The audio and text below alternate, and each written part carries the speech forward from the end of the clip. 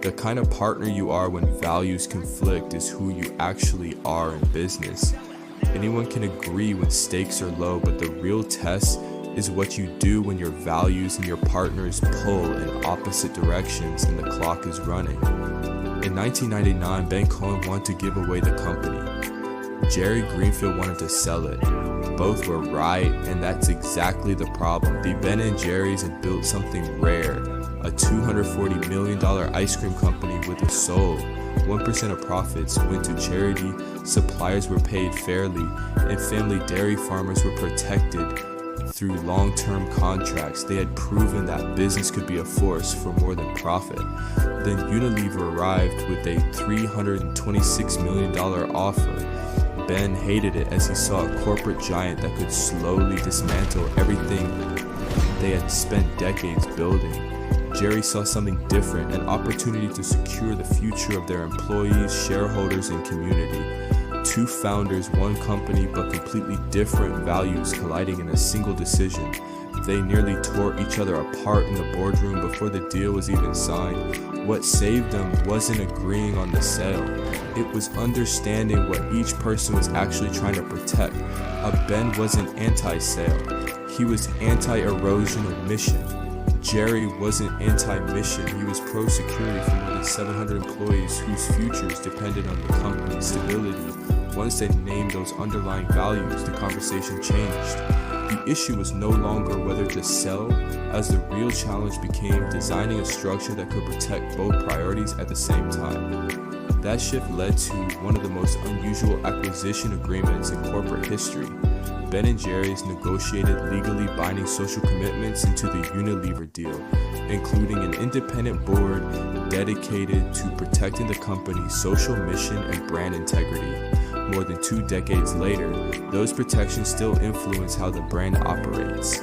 Here's a 5-part decision framework every partnership can use.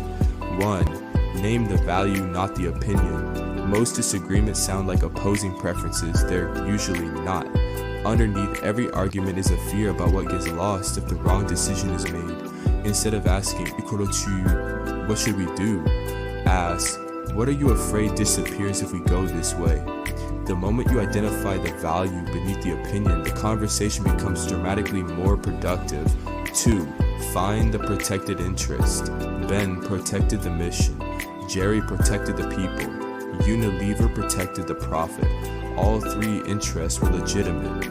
Most leadership teams fail because they collapse fundamentally different concerns into a single argument. Financial concerns, cultural concerns, customer concerns, and operational concerns get thrown into one emotional debate. Separate them first. A decision can be financially brilliant but culturally disastrous.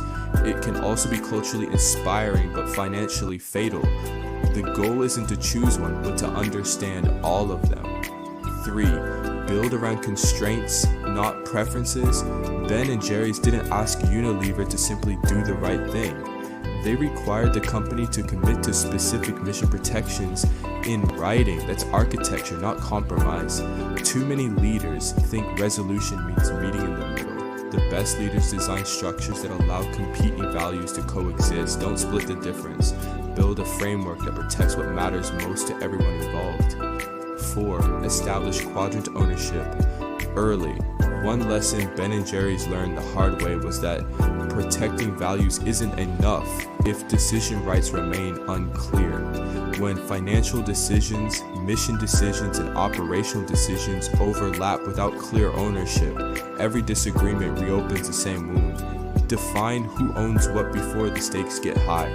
Who owns product integrity? Who owns financial performance? Who owns mission-related decisions?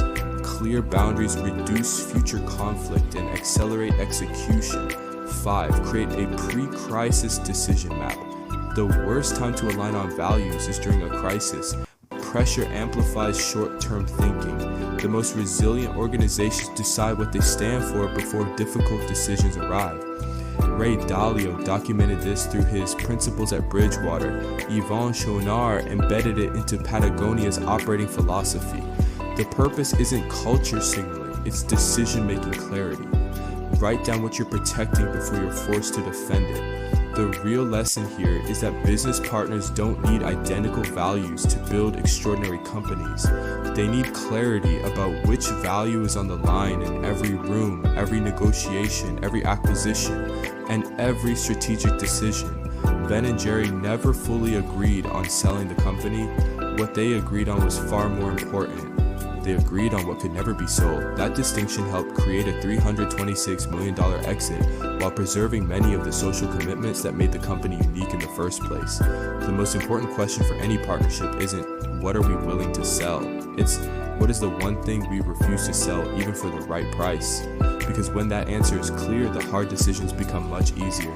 Decide what you would never do together before you decide what you will, as that list, not your vision or your pitch deck, is the real foundation of your partnership. Helpful? Subscribe for more.